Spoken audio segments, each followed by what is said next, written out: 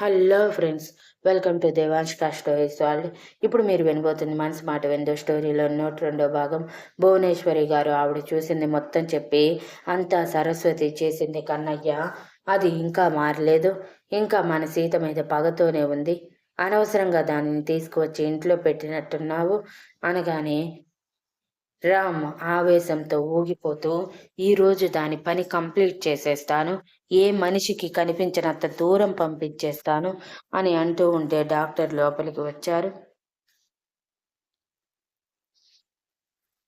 డాక్టర్ని చూసిన రామ్ పక్కకి జరిగి సీతని చూడటానికి స్పేస్ ఇచ్చి సీతకి ఏమైందో అని కంగారు పడుతూ ఉంటే డాక్టర్ చెక్ చేసి, సీత దేనికో స్ట్రెయిన్ అయ్యింది, అందుకే కళ్ళు తిరిగి పడిపోయింది, పైగా దేనికో బాగా భయపడింది, అది ఏంటో తెలుసుకోండి.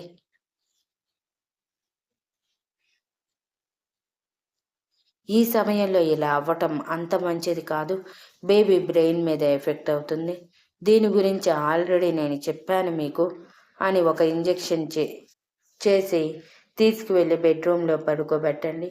అరగంటలో స్పృహలోకి వస్తుంది అని చెప్పి రామ్ని తీసుకువెళ్ళి బెడ్రూమ్లో పడుకోబెట్టాక డాక్టర్ ఫీజు ఇచ్చి పంపించేయటమే.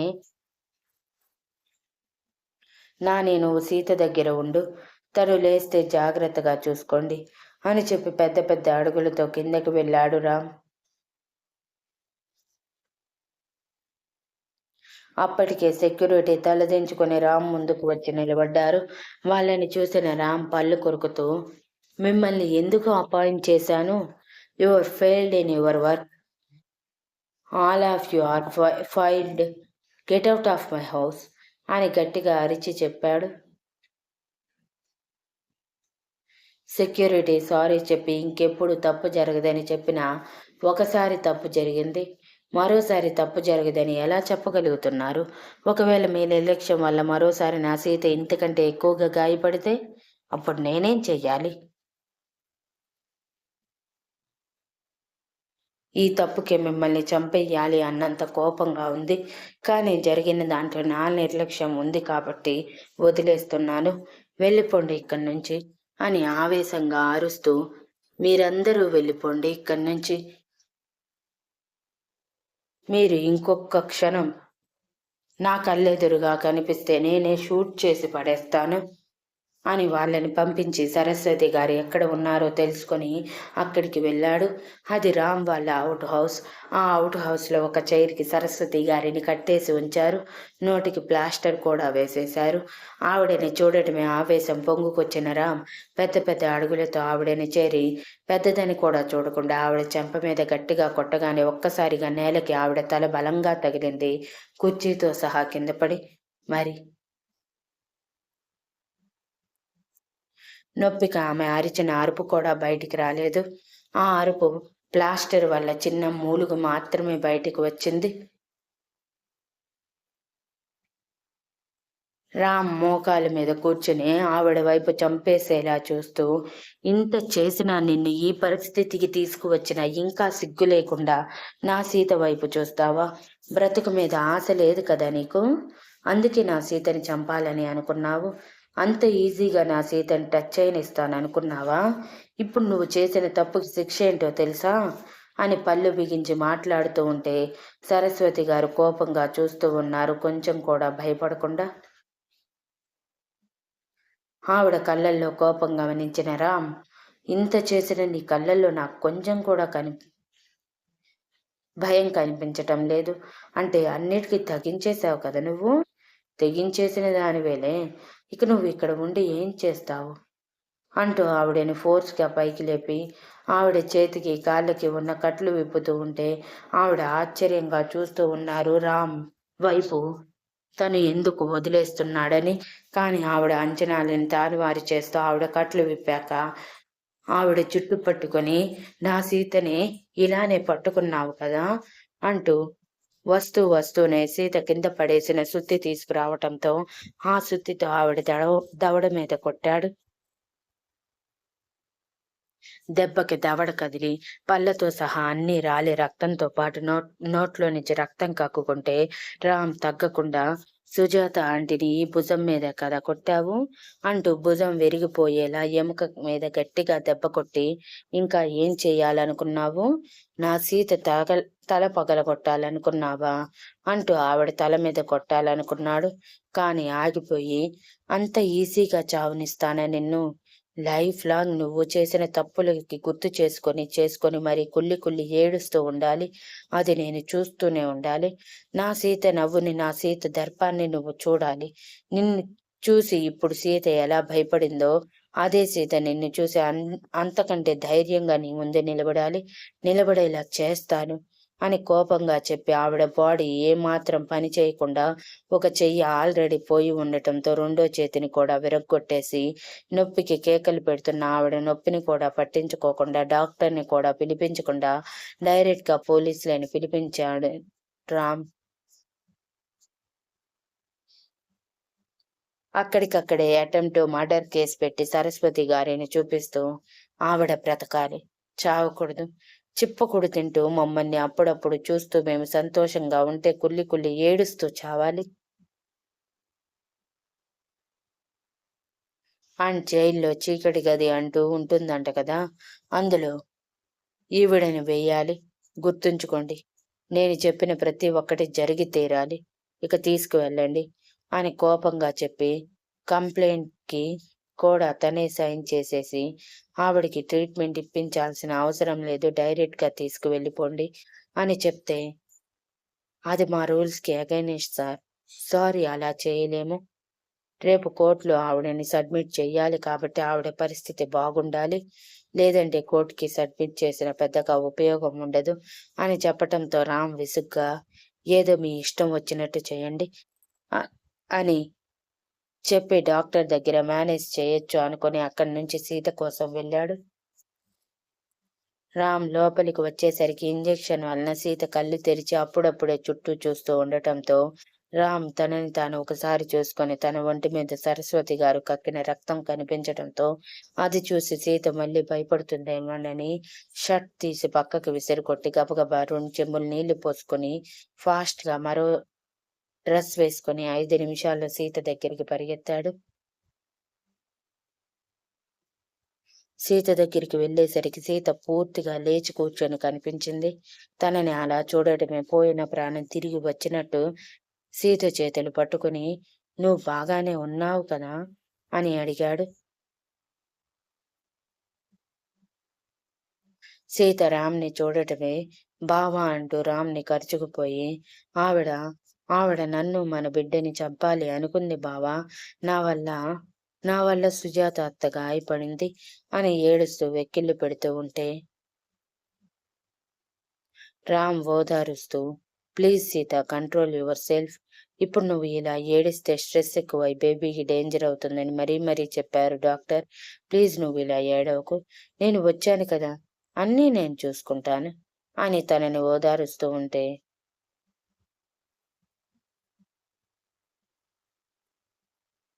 రూపకారికి కోపం, ఆవేశం వరదలా పొంగి బయటికి రావటానికి సిద్ధంగా ఉంది కానీ, కొడుకు మందలించటంతో తప్పక ఆగిపోయి ఉన్నారు.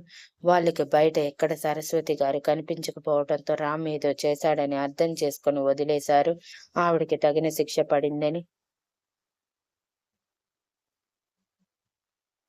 ఇక మిగిలిన వాళ్ళు కూడా అదే ఆలోచనతో సీత చుట్టూ చేరి ఎలా ఉంది అని ఉక్కిరిబిక్కిరి చేస్తూ ఉన్నారు. సీత మాత్రం రామ్‌ని వదలకుండా కరుచుకుపోయి, అడిగిన వాళ్ళకి ఏడుపుతోనే బాగున్నాను అని సమాధానం చెప్తూ ఉంటే రామ్ సీతని ఓదారుస్తూ, "ఇంకేం భయం లేదు సీత. అంతా సెట్ చేసేశాను. ఇక నువ్వు ఎవరికీ భయపడాల్సిన అవసరం లేదు. ఆవిడ ఇప్పుడు మన ఇంట్లో లేదు."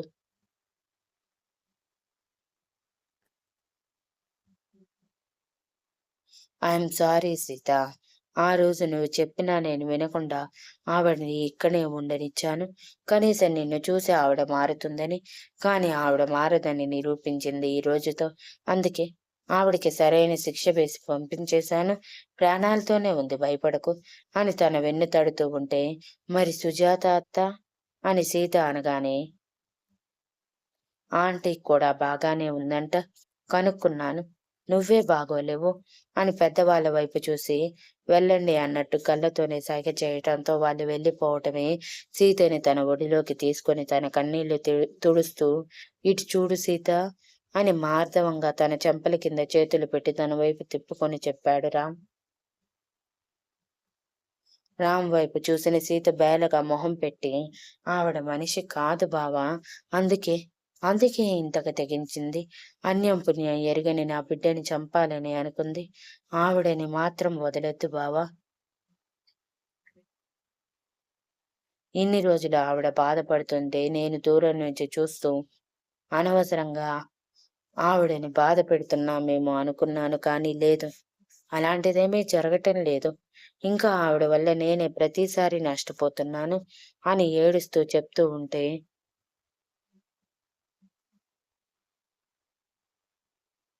రామ్ తట్టుకోలేక, సరే నువ్వన్నట్టే చేయిస్తాను. ప్లీజ్ నువ్విలా ఏడవకు సీత.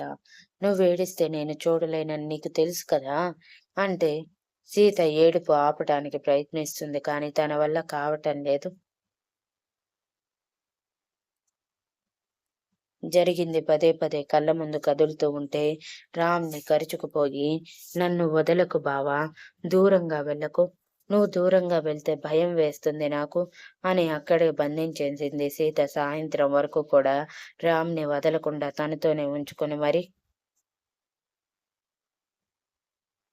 రామ్ కూడా సీత భయం అర్థం చేసుకొని తనతోనే ఉన్నాడు. ఇక సాయంత్రానికి సుజాత గారి భుజం దగ్గర బోన్ బ్రేక్ అయ్యిందని, అది కట్టుకోవటానికి సమయం తీసుకుంటుందని తెలియటంతో సుజాత గారికి బెడ్ రెస్ట్ ఇచ్చేశాడు రామ్.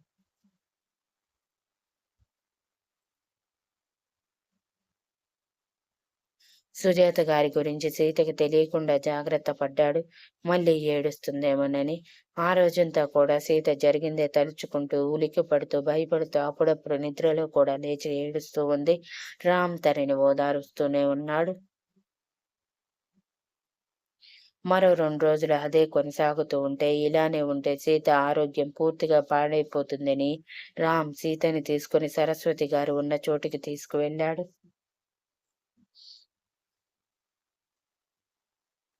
పోలీస్ స్టేషన్‌కి రామ్ ఎందుకు తీసుకువచ్చాడో తెలియక రామ్ వెనకే వచ్చిన సీత కటకటాల వెనక కూర్చొని తల పట్టుకొని ఉన్న సరస్వతి గారిని చూసి ముందు పోల్చుకోకపోయినా తర్వాత ఆవిడే అని నిర్ధారానికి వచ్చి వణికిపోతూ, "బావా!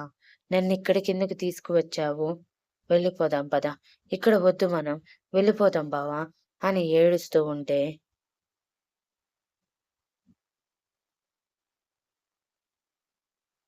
వెళ్ళిపోవటానికి కాదు సీత వచ్చింది. నువ్వు ఇలాంటి దాన్ని చూసి భయపడుతుంటే తట్టుకోలేక తీసుకువచ్చాను అంటూ సీతని తీసుకువెళ్లి సరస్వతి గారి ఎదురుగా నిలబెట్టి, ఇలా చూడు అని అరిచాడు. అప్పటికే ఆవిడకి ట్రీట్మెంట్ ఇచ్చిన డాక్టర్‌ని రామ్ మేనేజ్ చేయటంతో ట్రీట్మెంట్ లేకుండా జస్ట్ కట్లు కట్టి పంపించేశారు. అలా ఉన్న ఆవిడని కోర్ట్‌లో సబ్మిట్ చేయాలనుకున్నారు, కానీ సడెన్‌గా రాష్ట్ర వ్యాప్తంగా బంద్ రావటంతో కోర్టుకి తీసుకువెళ్లకుండా ఆపేశారు. తర్వాత రోజు శనివారం కావటంతో కోర్టుకు తీసుకువెళ్ళే అవకాశం లేకుండా పోయింది.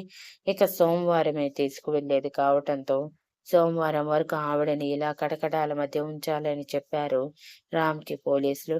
రామ్ కూడా సరే అని చెప్పాడు, వేరే దారి లేక.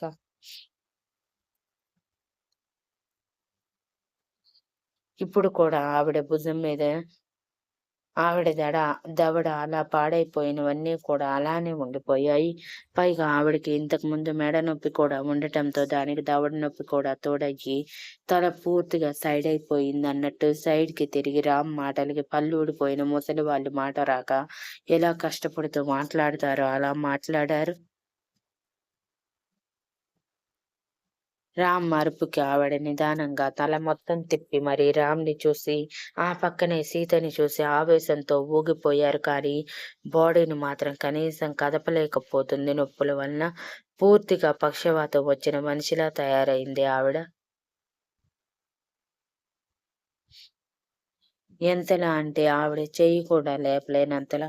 పైగా పోలీసులు ఏమాత్రం పట్టించుకోకపోవటంతో పాటు అన్నం కూడా కొంచెం పాడయింది పెడుతూ ఉండటంతో అది తినలేక జీవితం మీద విరక్తి వచ్చి అందరూ సీత వల్లే అనుకుంటూ మరోసారి జరిగేదానికి సీతని బ్లేమ్ చేసుకుంటూ ఆవిడ కోపంతో రగిలిపోతున్నారు. ఇప్పుడు సీత అలా ఎదురుగా కనిపించగానే తనని చంపెయ్యాలి అన్నంత ఆవేశంగా ఉంది. కానీ ఏం చేయలేకపోతున్నారు. అదే కోపంతో చూస్తూ ఉండగా రామ్ సీత భుజం చుట్టూ చేయి వేసి, నేనుండగా నా సీత వేలిని కూడా టచ్ చేయలేవు నువ్వు.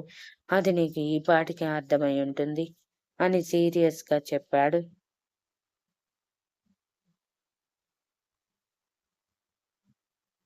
సీత మాత్రం ఆవిడ అవతారం చూసి బెదిరిపోయింది ముందుగా అయితే. తర్వాత ఆవిడ మాట్లాడలేక కదలలేకపోవటం గమనించి ఏమైంది అని అడిగింది కొంచెం కంగారుగా.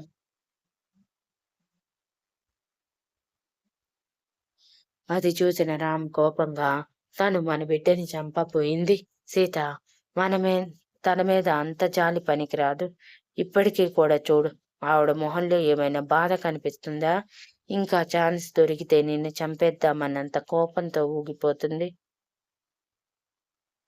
అలాంటి దానికోసం ఆలోచించకు. ఆలోచించినా వేస్ట్ అని సీరియస్‌గా చెప్పి సరస్వతి గారి వైపు చూస్తూ, నేనెందుకు సీతని ఇక్కడికి తీసుకువచ్చానో తెలుసా? నీలాంటి వానపాముని చూసి నా సీత భయపడకూడదని. నువ్వు ఏ పరిస్థితుల్లో ఉన్నావో, అసలు నువ్వు కనీసం సీతని చూడగలిగే అర్హత ఉన్నదానివో లేదో చూపించటానికి వచ్చాను అని సీరియస్‌గా చెప్పి